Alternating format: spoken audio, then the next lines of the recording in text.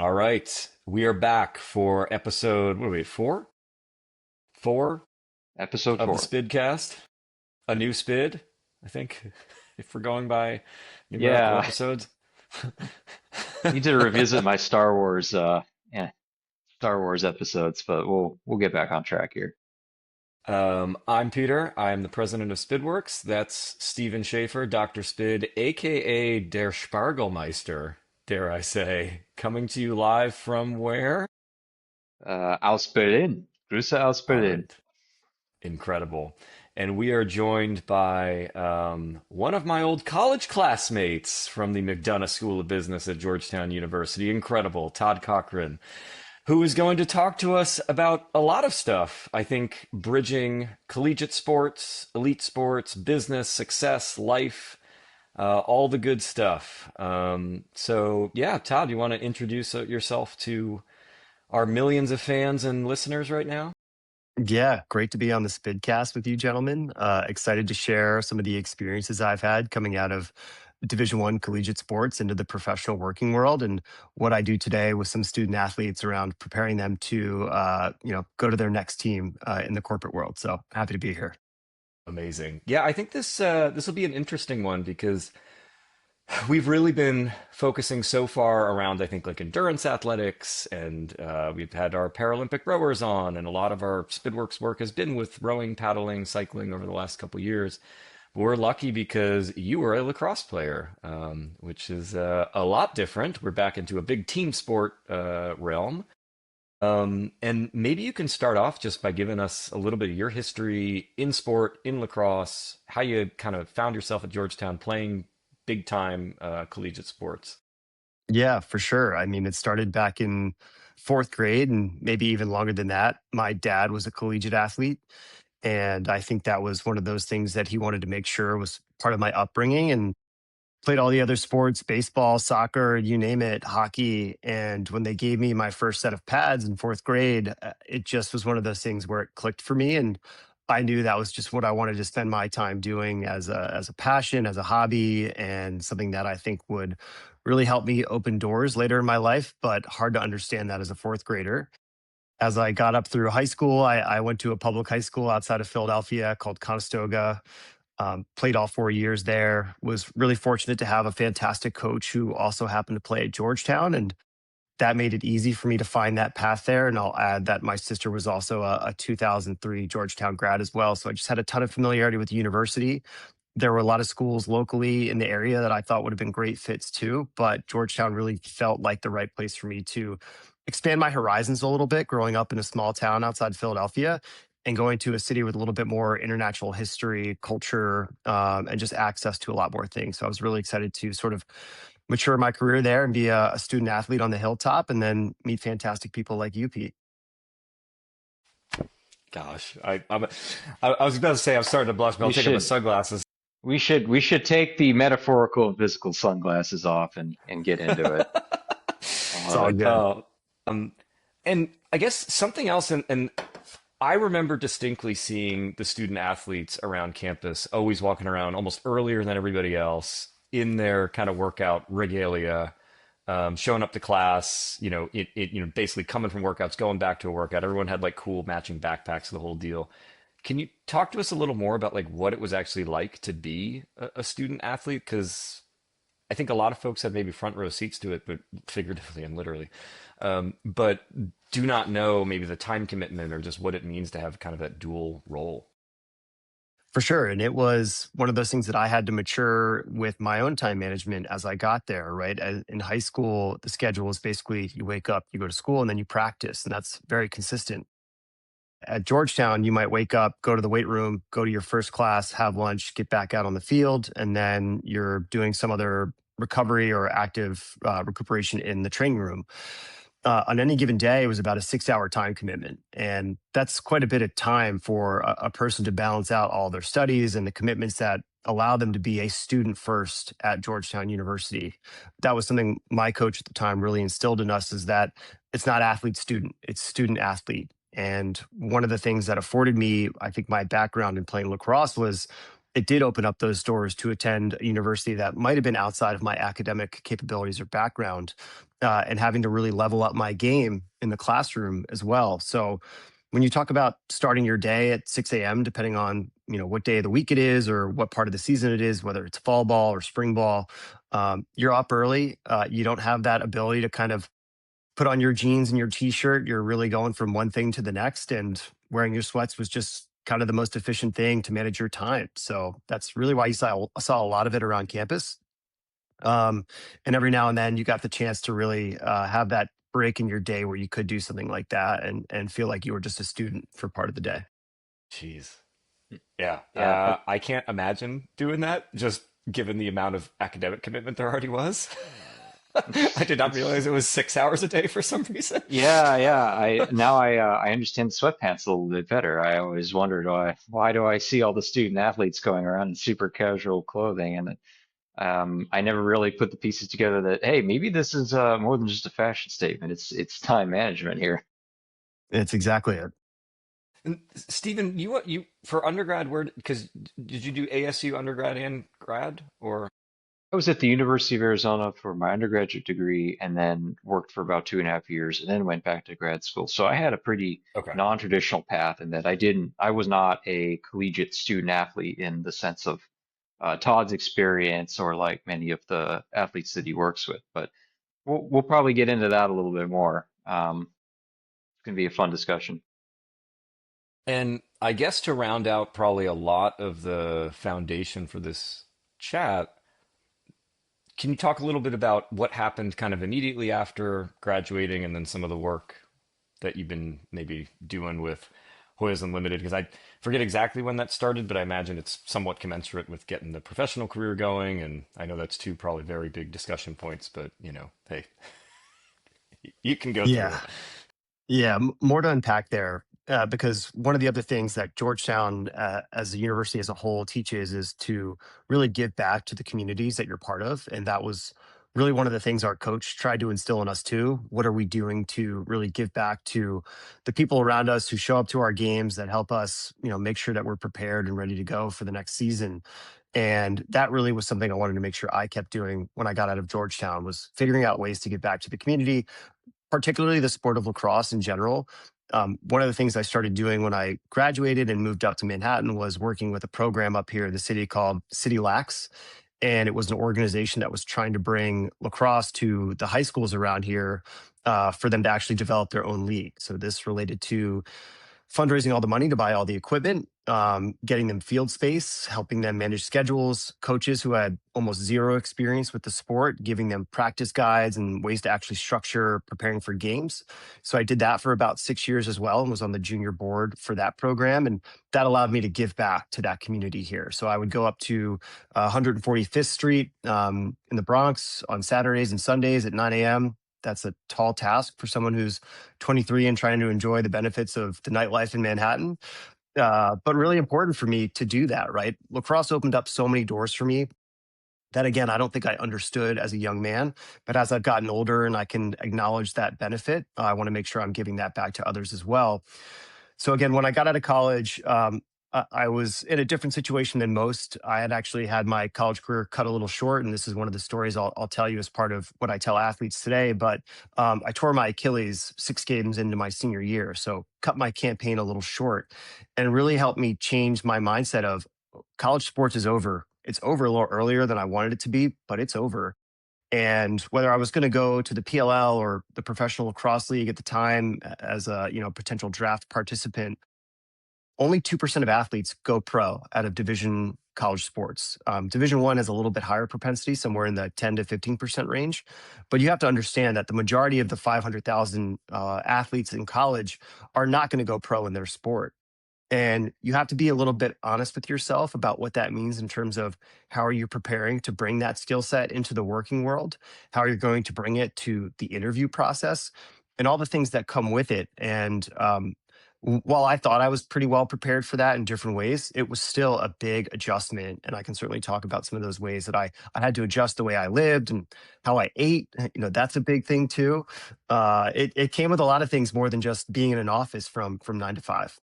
Jeez. Yeah, no doubt.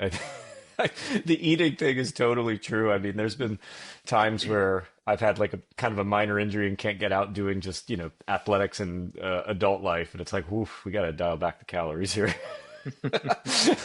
Well, and then the reverse is like my situation, getting back into like a really big base season, and it's just, oh my God, I have to eat so much all the time.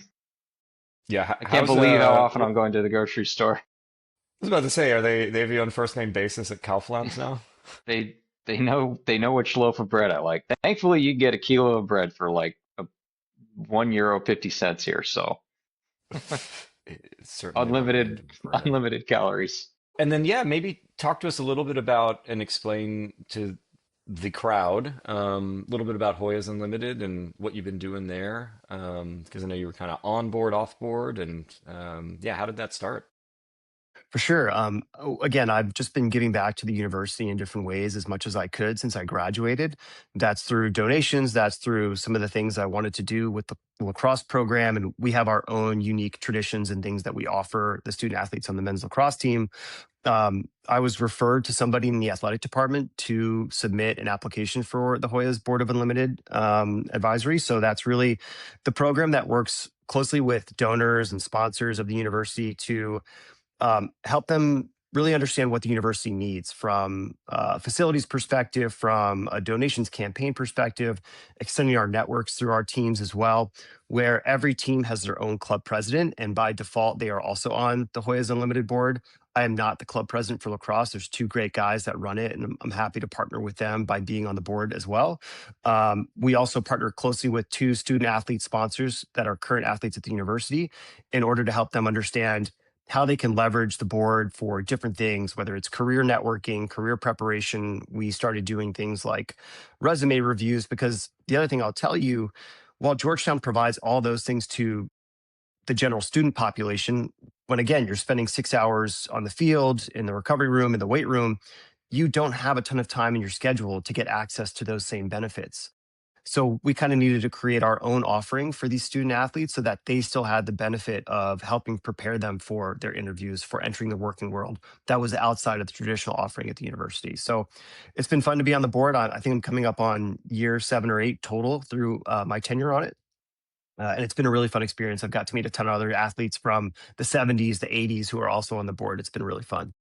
I was about to say earlier, you mentioned something about like as we get older, I'm like, I feel like we're all kind of the same age, but we're getting to be old guys now. This is a Yeah, my harsh first year reality. as a masters racer in the US, anyways.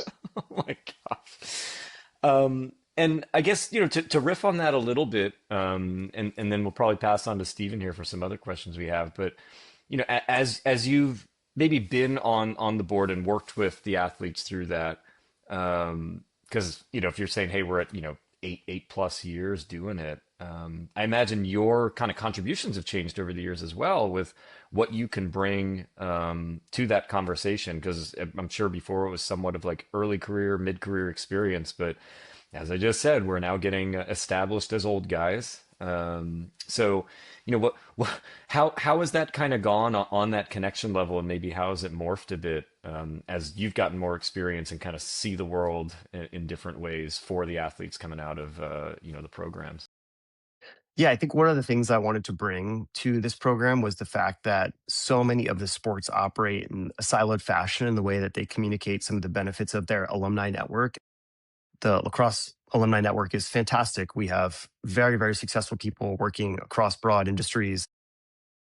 One of the things I wanted to bring to that group was more of a technology focus, which I'm sure we'll get into. And that being my background, I went the more, I would say, traditional route of working in finance, being a sales trader, quickly realizing that wasn't the space I wanted to be in long term for my career, and figuring out how to pivot and not feeling like I had a network to do that successfully. So when I engage student athletes through either Hoya's Unlimited or through just the team in general, I want to give them that extra skill set of here's how you reach out to an alumni. Here's how you structure that conversation, right? Because so many of these skills are not taught in the classroom.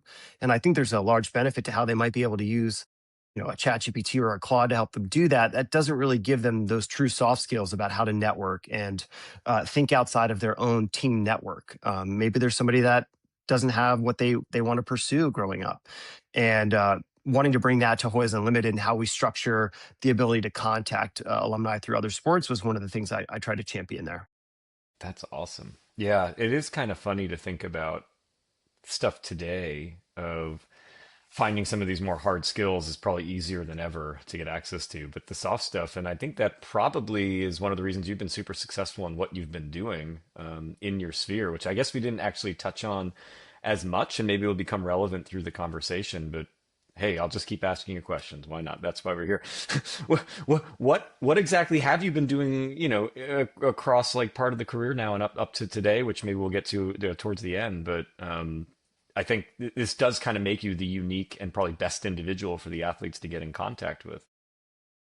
For sure. And again, it felt like a non-traditional path at certain points. But when I got my job offer in 2009 to work on a sales and trading desk, this is very closely after the financial crisis.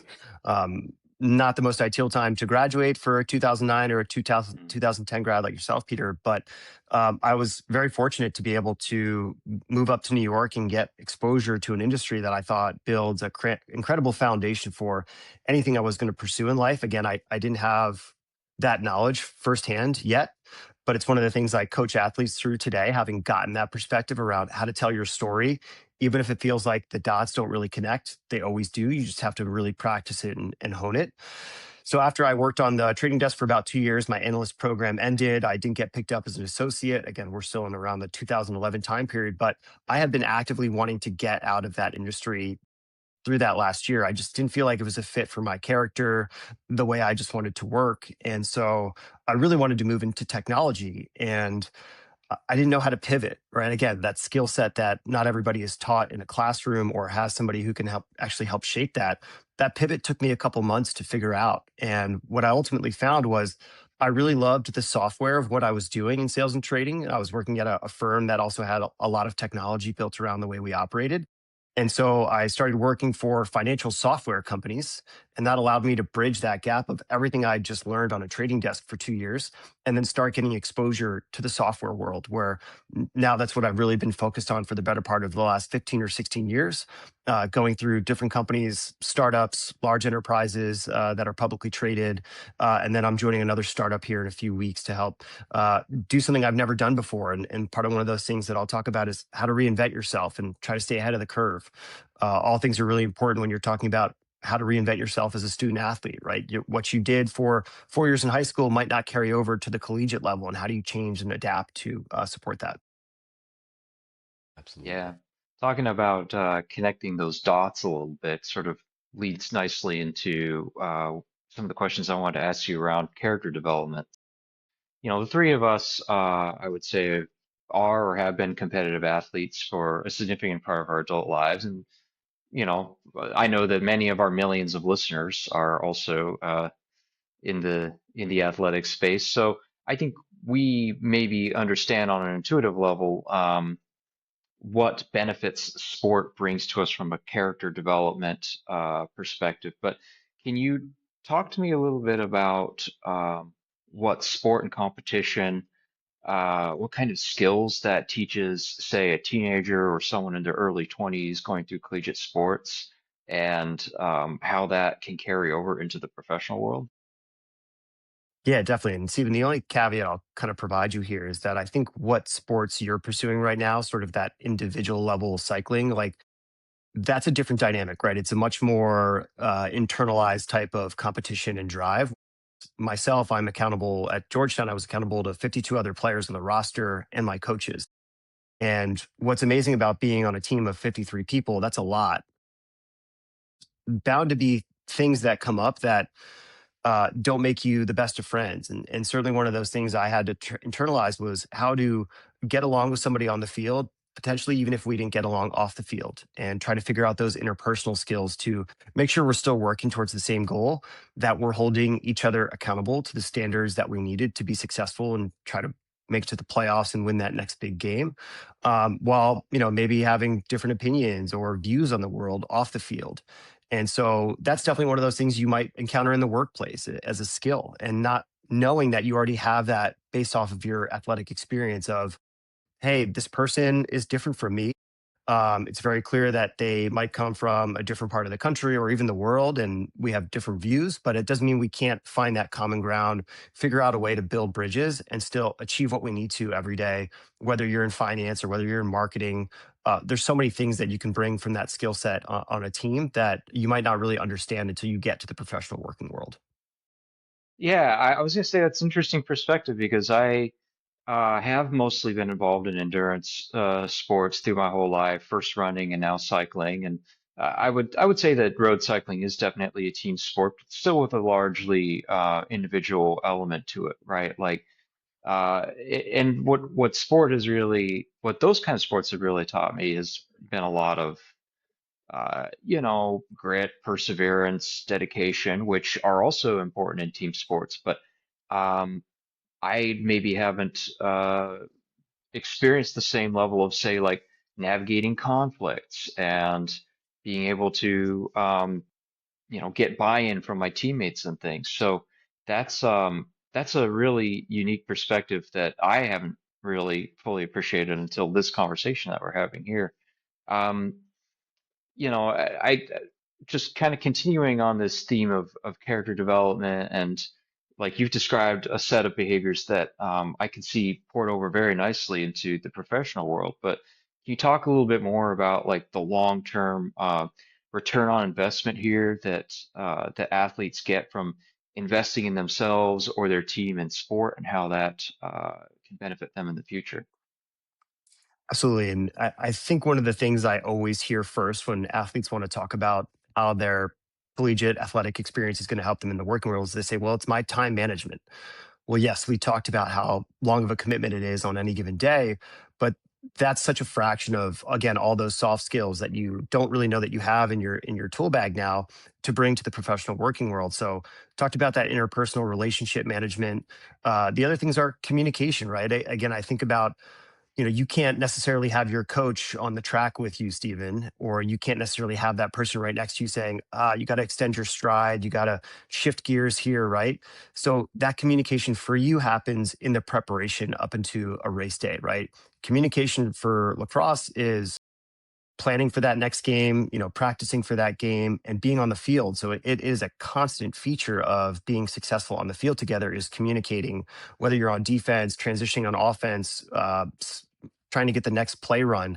Communication is another big one, right? And there's so much that you learn just from being around other players for a long time that again, once you get to the working world, you don't quite know what those soft communication skills are about how to read somebody's body language or make sure that you're showing up in that communication the way they expect you to. Right? We have email, we have Slack, we have Teams, we have so many different ways of communicating with people today that it can be a little overwhelming now. So you got to figure out what that communication skill looks like as you get to the working world. Again, you have it. You just need to figure out how to just pivot it a little bit to that professional world too. I think one of those other things I'll add to it as well is just that you talked about a couple great things there, like grit and determination. I mean, so much of what I've seen coaching and mentoring student athletes, those are things that are actually not coachable. You basically have grit or you don't. You have commitment or you don't. As a coach, there's nobody that's going to be able to be out there to be like, hey, I'm going to figure out how to help you with your commitment. You either are committed to something or you're not. And so much of what you do in the endurance athlete world is just like physical pain and torture, right? In the sense that like you just have to push yourself harder and harder to get better and better. Lacrosse, right? It's how the plays are designed. It is part endurance, it is part stick skills, which you can't really have that same sort of like push and grind to build your stick skills. You just have to work at it constantly. So, trying to find those ways in which athletes might not be on a team sport, but still need to bring in that grit and determination to the working world is really critical because without it, you're going to lose focus really easily, and you're just not going to show up to the job every day in a way that's going to make them want to reward you and promote you and help you grow with the organization. Which that's another thing that we can talk about as well.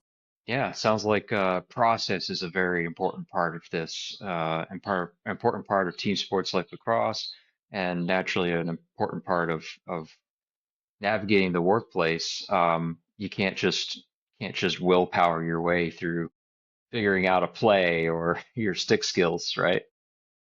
Totally, and that's planning, right? I would pivot that word slightly to talk about planning. You can't show Hmm. up to a game without a plan, and you can't show up to a race without all the planning that goes with it, right? You have to ship your bike, you have to bring all of your gear for that race, right? If you don't plan to make sure it's all in the bag, you're going to fail. And that's what one of the things our coach always said was a failure to plan is a plan for failure. So again, how am I planning to go to that next sales call? How am I planning to show up for the week ahead?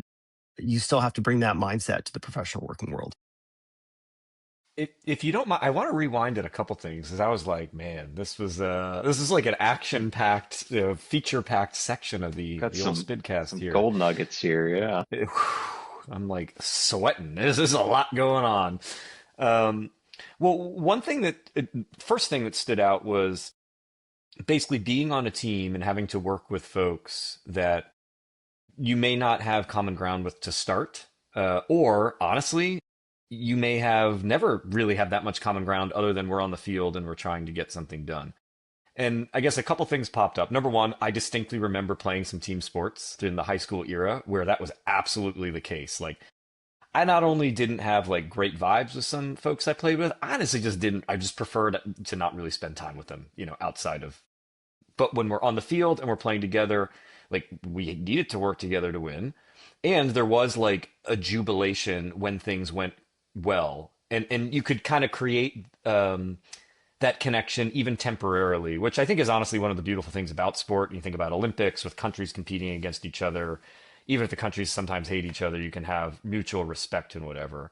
So like that was kind of one thing I just thought was really, really cool. And what the actual connection more to like a business or a maturity standpoint, once maybe you're done with that particular era of sport, was, hey, we're all, maybe managing teams or being a people manager or something. And I think it gets into kind of that somewhat blurred line at times between leadership and management or being a great, team contributor, where it's like, hey, sometimes it's good just to be. I saw something recently about like the value of being easy to work with in the Mm. workplace is actually huge. And I think some of that, if you think about this, is like an athlete may get this advantage of intuitively knowing, like, we're here to get the job done. And at the end of the day, like, we're going to go our separate ways, and I'm never going to call you to like grab a coffee or a drink. But when we're working, like, we're here to do it. And I just have this strong sense that that is somewhat unique to an athlete world or somebody that has come from that type of an arena. And I'm curious, you having been in that, much more deeply than I have, if that's something you kind of saw or think about now as you're in the professional space. Yeah, and it'll bridge another question Steven asked too about what are those skills. And another one I should have mentioned is while you said easy to work with, Pete, I would say it's more coachability. So Hmm. coachability is that ability to take feedback, take criticism, and figure out again how to pivot and adapt your skill set or your game to fit the moment. And student athletes again don't realize that they are really good at being coachable, and some maybe more than others for sure. Some have more of that natural talent that makes just being a better athlete easier. But it's that ability to sort of take that feedback, someone who is coaching you, whether it is a leader, and being able to internalize it and spread it. And then when you move up through the organization, you've gone from that person who was coachable to now being the coach. And how do you see those things in your employees that you want to foster and develop, but also maybe those other areas that they are not strong in or need to help build up a little bit more, and working with them in a positive way to coach them through that capability. So you have to really use that mindset in two capacities. One, it's yourself and getting better. The next one is passing it on to make others better around you as well. Yeah, that's actually a really good point because like not every great player becomes a great coach, and not every great coach had to be a great player, but usually there's something in the midst of that that's super helpful. I guess like as a manager, because inevitably people want to be, or the companies kind of want to force everyone to be, a people manager as they grow. Turning around and having the wherewithal to say, "Hey, I had a great coach," which I know you've mentioned a few times. Great coaches. I mean, that's a huge impact that I think it can have on people's lives. You don't always get great leaders, and that's another one of those interpersonal skills, right? It's like I my team might have gotten moved, we got reorged, and I'm under a new manager that I didn't sign up to work for. I've heard great things about them, but you still need to find that flow state of what it is like. What is the sort of way that we want to communicate in an efficient way that's different from how I was communicating with my last manager. Again, that's that adaptability I think that comes with it. But if you get, again, you're bringing all these skill sets together, it just makes those moments in the professional world a little bit easier to handle. When again, you have that skill set, you just need to learn how to, again, pivot it to that situation. I was going to say, maybe to put one little bow tie on this discussion before we move on to our next topics. I kind of now realizing that as an athlete, I have this implicit assumption that any organization I'm working within, um, I'm trying to, I'm assuming that everyone around me is working towards the same objectives, and we're all trying to win together as a team. That organization could be as small as like lab mates that I work with, or it could be my entire country. Um, but I guess I'm realizing now maybe that's a little more unique to being an athlete and not such a universally human trait. I don't know if you have any insight into that, Todd. I would say so. Again, I think there is so much that you learn across the dedication and commitment it is to being an endurance athlete or being an elite team sport player.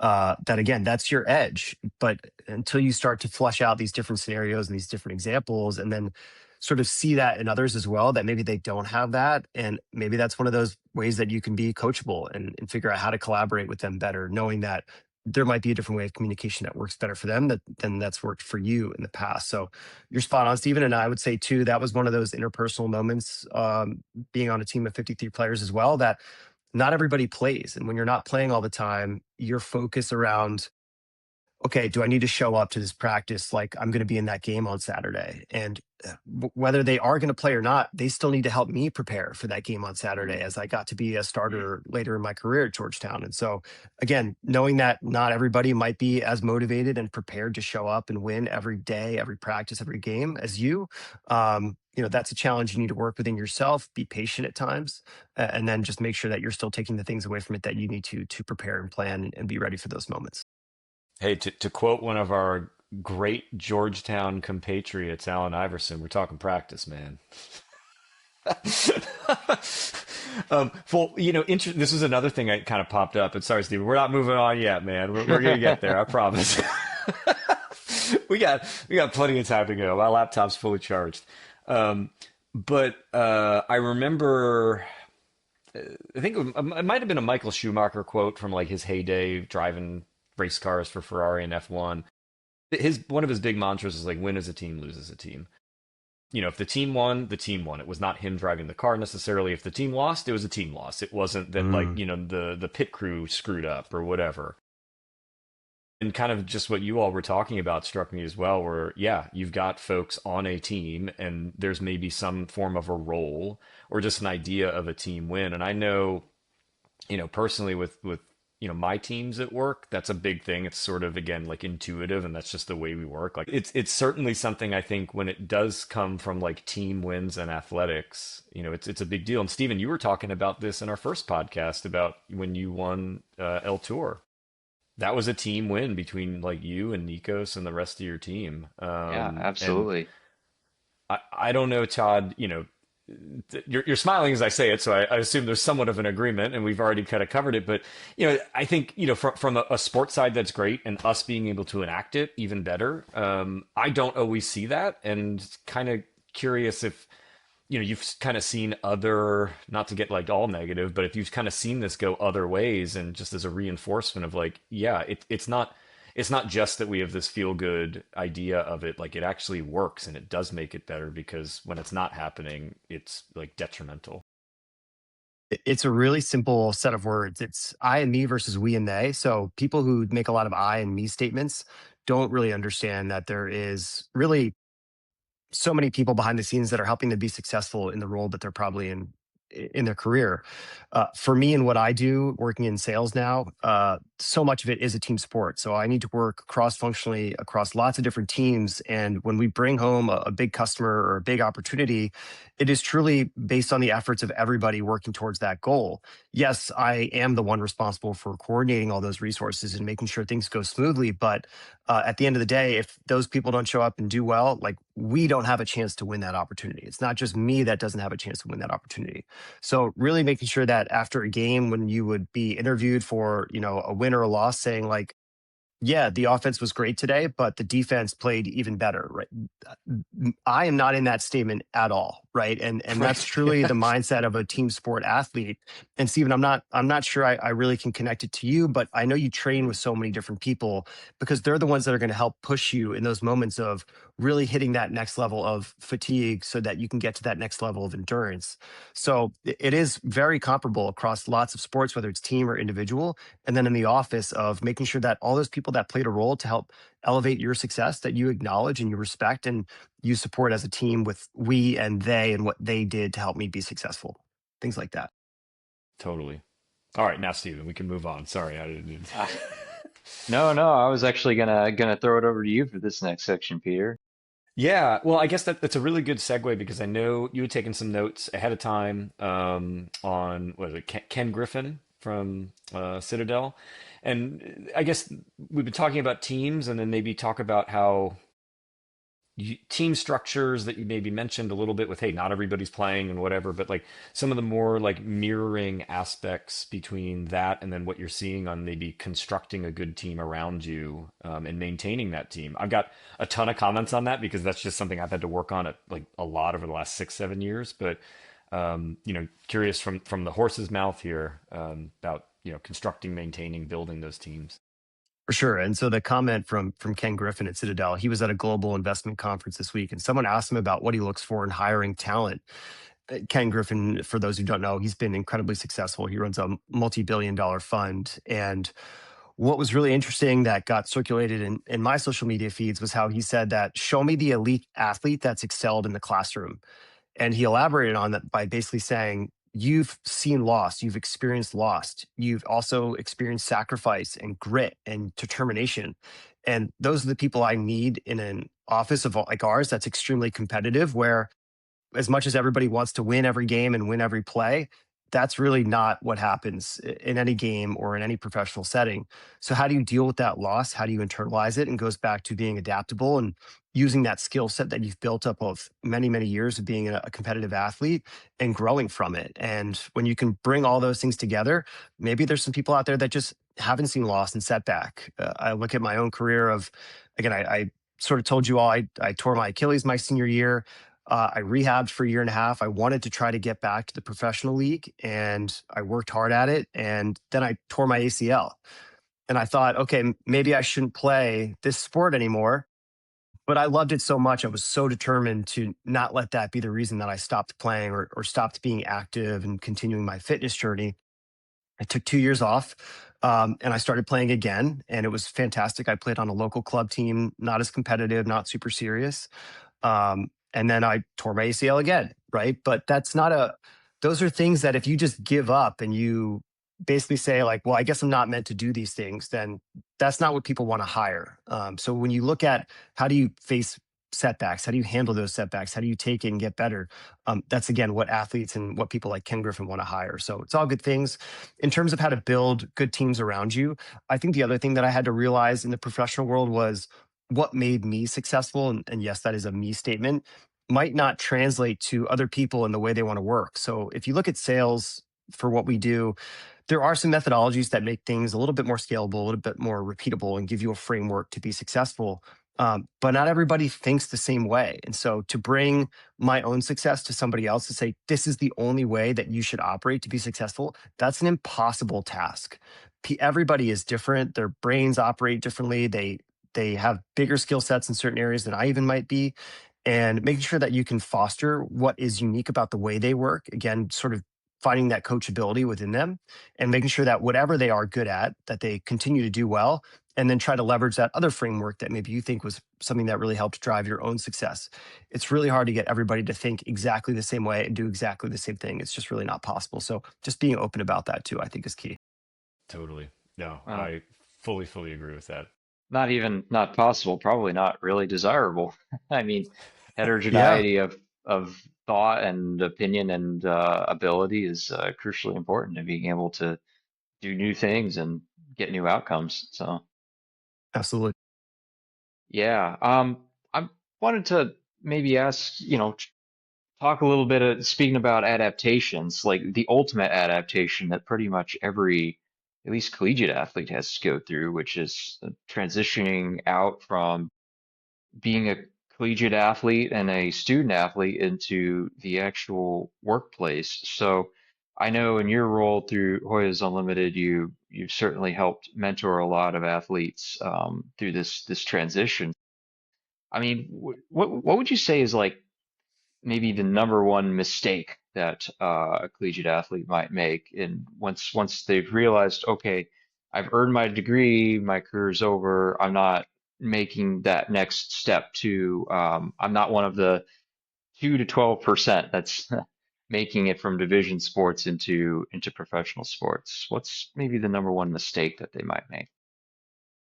I mean, time and time again, it's not having their story ready to go for that opportunity that they're pursuing. And that story to me is, what's the body of evidence for what you've done over the last 4, maybe 5 years to make yourself a good fit for this organization? And so, right, as a student athlete, you don't have those opportunities to have a traditional summer of interning, perhaps, right? You might be training, your preseason might go early into the summer, so you don't have that ability to do those things. So I've looked at resumes where they're driving, Uber Eats deliveries for the summer to make money, and that's great. And while that's on their resume and it shows that they're still willing to work and put in the hours, what I try to communicate to them is, okay, what's the story here? What are we really looking to convey with this experience that you've gotten? So something simple as that is an example. I say, okay, well, how many hours did you work that week? How much money did you make? How much gas did you spend? How much money did you spend on gas? And then what's your margin, right? If you can start to look at that experience and create your own little business, and you can convey that to a hiring leader to say, yes, I delivered Uber Eats for 22 hours a week. My profit on any given time was this and X and Y. And when you can speak numbers like that, it elevates you in the way that they view your ability to run a business yourself. And so that's one of those things where I talk about the story. You can't just show up and say, well, I worked Uber Eats over the summer to making a little extra money. That's not a good story. So trying to get those athletes to think about, okay, what are the ways that they can expand on that skill set? Maybe they didn't get that investment banking internship on Wall Street, right? But we still need to be able to communicate in a sophisticated way what they are doing to mature their career in the hours that they have the time to do it in the off season over the summer. So little things like that I think are really helpful. And then also just, with the major that you decided to pursue, how is that going to fit into the professional working world? Whether it was an English major and you're trying to get a finance job, you got to be able to tell that really good story about why you chose your specific major, how it's going to benefit you working for that organization, and how that organization is going to benefit by bringing someone like you with that background into their business. So again, that story is really hard to shape. I don't feel like I got great mentorship through my process when I was trying to transition into the working world. So this is just learned from experience, and then finally finding great leaders who wanted to instill all these different skill sets in me outside of the day-to-day 9 to 5 for the job. So I've been fortunate to have some really great leaders. Everybody's going to have a few bad leaders. I'd be hard pressed to find someone who's had nothing but the best boss their entire career. And again, just finding those ways to fit in with them and making sure that you're still working towards the same goal. There are a few things that struck me that sort of just built on themselves as you were talking over these last few segments. One was definitely around the resume talk of like, hey, tell the story. Because I think about some of the athletes that we've worked with that are kind of in this more developmental, like moving from collegiate into elite space. And we've got some rowers that have graduated college from like, big time rowing programs. And now they're going for like national team and Olympic training. So, kind of an interesting thing of how do you talk about that segment of your personal story and how does that translate to jobs? But then the other thing that kind of just like pounded on top of that and hit me like a ton of bricks while you were talking was back to your quote from the CEO is how much should the athlete telling that story look for the right recipient or listener to the story? Sometimes it just picks up, sometimes it doesn't. Maybe that has to do with the storytelling technique. So I guess, some of that question to you is how much of that is the storytelling skill, which I know a big part of it is, but then how much of it is also like assessing either ahead of time or in real time the right kind of place or people to hear the story. Definitely. I'll acknowledge one thing about an athlete trying to carry on their skill set in the pursuit of a national team or the Olympics, where yes, you're not making a lot of money, but I think there's a healthy acknowledgement that being competitive and competing is a little bit of an addiction, right? It is something that you inherently feel drawn to at any given time of the day. And I don't think a lot of people frame it in that sense. But when you talk about people who are just like, oh, they're so competitive, it's like, yes, because it's a drug almost. I all I wanted to do was be out on that field competing and hustling and taking all these things I'd done off the field, in the weight room, on the field, to go and excel in that moment. And so to hang that up and lose that drug, if you will, is really, really hard. And so some people just want to continue that ability to push themselves at something that they are so passionate about and that they might be a little addicted to, into that next stage of their world. But that doesn't mean that they can't be building that story along the way. It's like, okay, well, I no longer have that framework of being at a university that has a fantastic athletic facility, that I get the best training and care to support my experiences every day. You now have to find all of that on your own. And that's just part of the Hmm. story about how you've continued to pursue something without that support network that made it so easy when you were in college. And yes, everybody's time, I think, comes to an end at some point, right? Every even professional athlete has to retire, and they have to hang up their shoes after that extended run, which is fantastic. And you kind of get left with this void, right? You don't have that drug in your life of competing anymore. And just I think, consistency of the schedule and the routine, which I think, Stephen, you can agree with, right? It's just the routine might sound hard to somebody else, but that's normal to you. They don't Hmm. they don't know that you only get the chance to work out at 5:30 every morning because you still have to get to your job at 9 a.m. That's normal to you. It seems like a big sacrifice to them. So again, trying to bring those stories to the right conversation is critical. But it's also not something you want to preach. Like, they didn't make the right decision in pursuing these things themselves by not being a committed athlete. You certainly don't want to come at it from that perspective. So I think knowing when those moments come up and being able to say, hey, I have this story about a setback I experienced on the field, and here's how I grew from it. That's a little bit different than just saying, well, I've just been grinding at rowing for the last 6 years. That's not the story that people want to hear. Right. Yeah, No, I absolutely. wanna, I would definitely want to ask you a little bit about that sense of loss or that identity crisis. But first, I just want to say this is actually super useful stuff for me because I've had a very kind of non-linear story when it comes to my athletic career, my professional career. The pieces don't fit neatly together in certain ways. So I'm constantly thinking about how do I tell my story and how do I tell people how I ended up, on the fifth floor of a apartment in Berlin.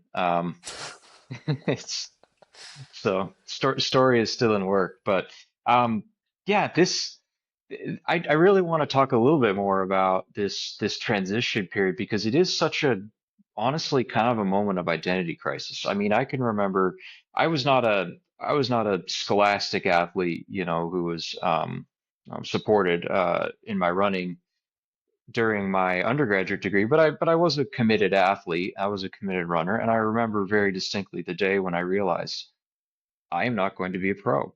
And it was that's a big bullet to take. But every athlete kind of has to go through that unless you end up winning the gold medal in the Olympics.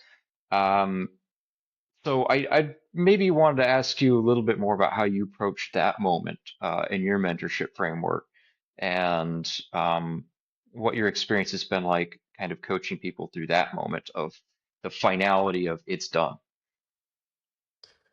Yeah, and it's an ongoing thing. I still love the sport of lacrosse. Do I wish I could be out there and play it every day? 100%. It just was part of what made me who I am. And in those early days, right, one of the things we talked about that was super simple is just your diet. And I was waking up, I had to be at work at 6:30 in the morning, as trading desks usually operate. And so I was up around 5 or 5:30. I would make myself a giant sausage, egg, and cheese every day. It was probably several hundred calories worth of food. And that's all I knew, right? But I would crash at 11 a.m. And I realized it was probably the way I was trying to keep my diet up to continue to work out in the weight room. Again, I was still rehabbing that injury. And so I was still very active. So I needed to keep those calories up. But that wasn't the right way for me to go about entering the working world because I was, you know, in a schedule, and I would say this is one of the other things, right? To be focused for an extended period of time, which is the working world from 9 to 5 a.m. I didn't have that in college, right? You go through some periods where, like, yes, you have a class that might last an hour and 15 minutes, but then you get that reprieve. And obviously, with the way cell phones are today and some of the distractions that we have, that's also a different way to get that break that you need from that extended period of focus. So working in a professional setting such as financial services where mistakes can mean lots of money and lots of dollars to different people, that extended focus was really hard for me to adjust to. Again, also waking up so early, which, yes, I woke up early, but I could still sleep in some other days of the week. Now I'm doing it every day, 5:30. That was something I had to adjust to just physically as part of that process. So keeping my focus up throughout the day, figuring out ways to make sure I was staying sharp and could show up the way I wanted to. And then I was fortunate to work on a trading desk where there are no cubicles, there are no walls. It's a very open communication floor plan. So I was lucky to matriculate into a space that allowed me to keep up that sort of communication that was so critical for being successful on the field and making sure I could rely on those teammates around me to go and execute my job, but also learn from them in an open floor plan. So I think that's changed a lot today too, in the way people learn from their peers around them and the way offices are constructed. So that's a huge win. And then the last part is like, what do you do after 5 p.m.? How do you spend those hours from 5 to 7:30? Are you going home, sitting on your couch, scrolling endlessly?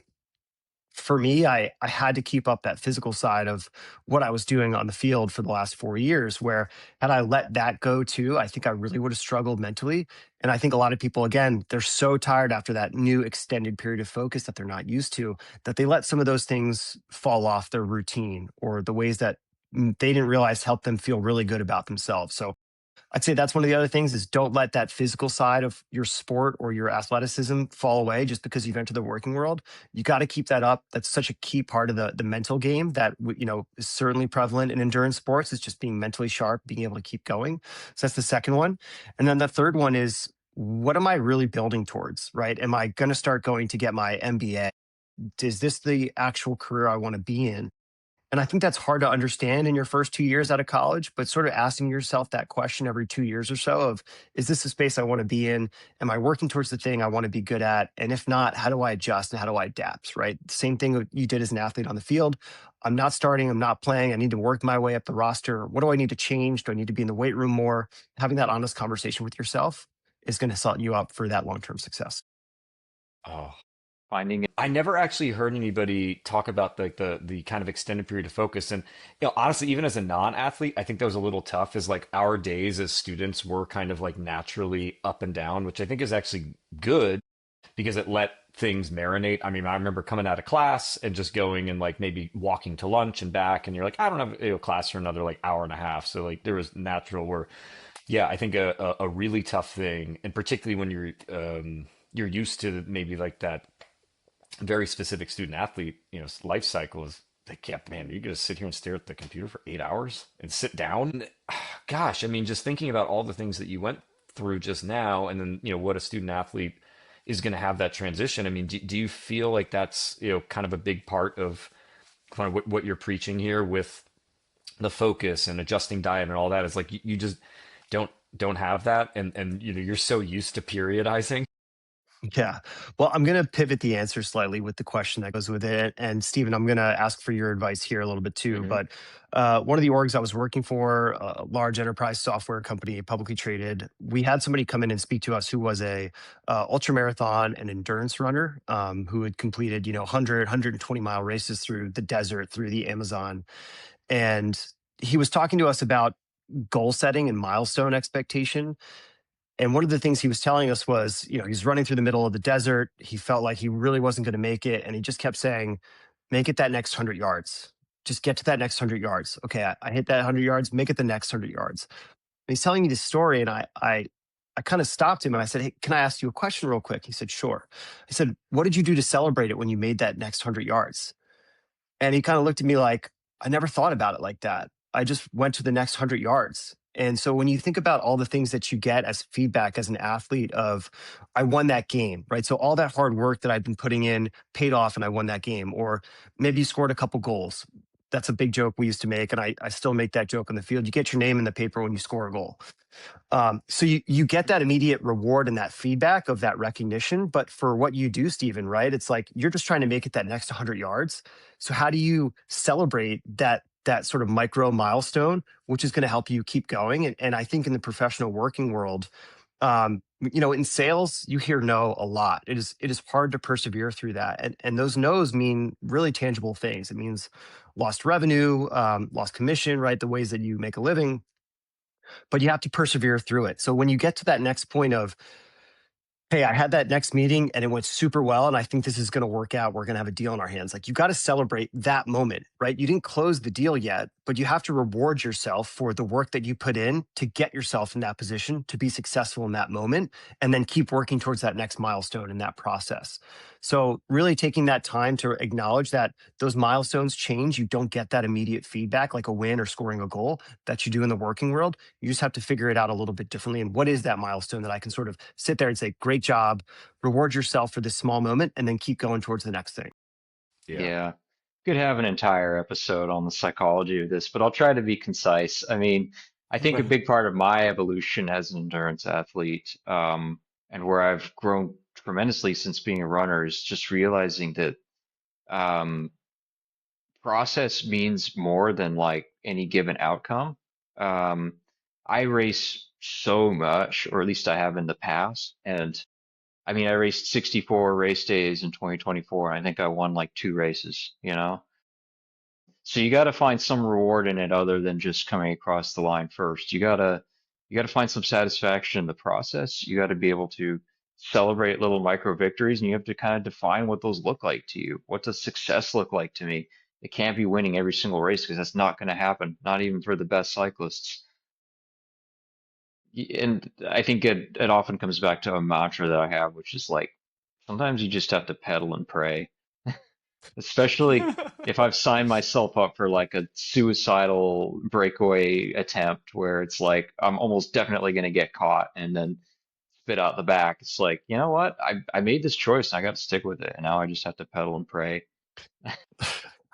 I'll tell you a small story about I've picked up golf in the last few years, and I used to give golf a hard time because it was the slowest sport on 2 feet, where lacrosse was largely characterized as the fastest sport on 2 feet. So obviously I'm older now and I'm getting into golf. It's great for work. Um, and people tell me to manage the course. Like, don't try to hit that super aggressive shot. Like, take that layup, make it easy on yourself. And the mentality I bring to that is like, golf is so boring. Why not try to make it a little harder? Go be a little bit more aggressive. Like, take that hard shot. And that's what gets me excited about actually being on the golf course. Is like, I'm not going to do the simple, easy thing. I want to make this more challenging and challenge myself. So I am going to try to hit it in this really hard spot. Doesn't always work out. I can tell you, like you said, 9 out of 10 times it doesn't. But at Yeah. least I shot my shot and I tried to be a little bit more aggressive. That's amazing. Hey, real Beautiful. quick, I'm going to go completely off script here, and then I think we can get into some wrap up questions too. Um, so I was recently in the museum downtown it's the museum National Museum of the American Indian, but I mean that is where lacrosse comes from, right? It was an indigenous sport, and That's correct. I don't know how much you've. I mean, as a superstar lacrosse, I'm sure you've looked into it, but I don't know how much you could share maybe just on some of the history of it, because I mean I've seen it, I knew people that played it, but I actually don't know a ton about that, and I'm sure other people are probably in the same boat as me. For sure. Lacrosse is such an interesting sport in the sense that it is the oldest sport in America, hands down. It's been around longer than anything else. And it's also Canada's national sport. And people think it's hockey. And also, that's because a lot of the tribes that were from that region played the sport as well. And the history of it is that the lacrosse field for these Native American tribes used to be miles long. They would run 2 miles to get to the other side of the field and score a goal. And the goals were hundreds of yards wide. And so you have entire tribes playing against each other.